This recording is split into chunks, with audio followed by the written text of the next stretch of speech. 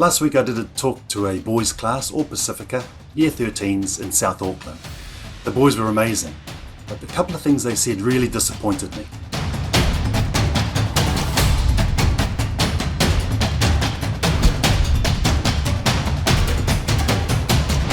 Talofa lava, warm Pacific greetings, welcome back to another episode of Pacifically Correct. Yeah, the boys were amazing, as I said. But one of the things that disappointed me most was the fact that they shared about how they felt at home. And two things came out really strongly. One was the fact that their parents had such high expectations of them that they felt so much pressure. And the second thing was that they had to constantly do things by being threatened. And why it disappointed me was because that's exactly how our first generation, my first generation New Zealand born Samoans, were raised. And it wasn't because our parents deliberately wanted to hurt us. It was because that's the only tools they had. That's what they learned from their parents. In fact, if somebody translated what my mum said, wrote it down and translated it and showed it to a family court judge, she may have lost all her children. So it's really, really important that we change the way that we parent because, 40 years later, and I've been in this game for 40 years as a police officer and doing work in the community, nothing has changed for us as Pasifika people. And when I say nothing has changed, what does that mean? Well, a report from Health going back to the government in 2019 said this. First of all, Pasifika live in neighborhoods full of depravity, meaning we're needy, we don't have stuff. Two, is that we have the lowest take-home pay on average.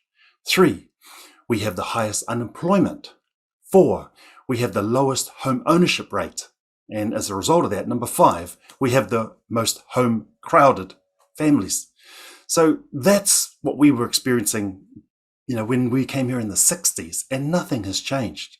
So team, we can't change some of these things immediately, but one of the things we can change is the way that we prepare our kids when they get out into the real world. So we need to stop threatening and we need to stop having these expectations that are beyond them. Remember, when it comes to expectations, it's lovely that, one of the boys says, my parents want me to be a doctor, and it was beyond him, he knew it.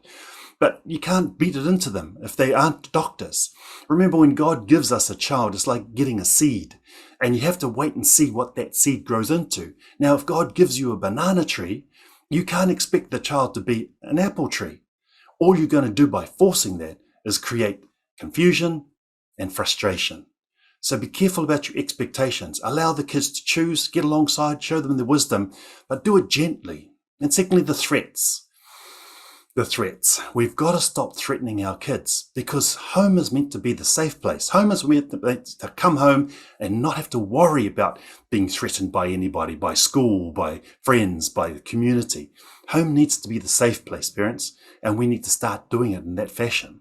It's important that if you want them to do things, sit down and instruct them. Sit down and teach them what it is that you want, or ask them, hey, how about this? Would you consider this? With my own children, we wanted them to do singing lessons, play piano, do all these sorts of things. They didn't want to. So I can't force them to do it, although some parents do. But all that causes is angst. Funniest thing is one day, one of my oldest daughters said to me, you should have taken us to piano lessons. I said, oh, we did. And you started crying. So we stopped. Kids don't know what they want, but they're allowed to experiment. So don't be so hard on them. Allow them to try things. I'm going to share a story with you, which I think is one of the reasons why our Pasifika young people are too scared to do anything. There was this young man that was referred to me. He was in the gangs. He was a bit of an enforcer, meaning, a violent guy.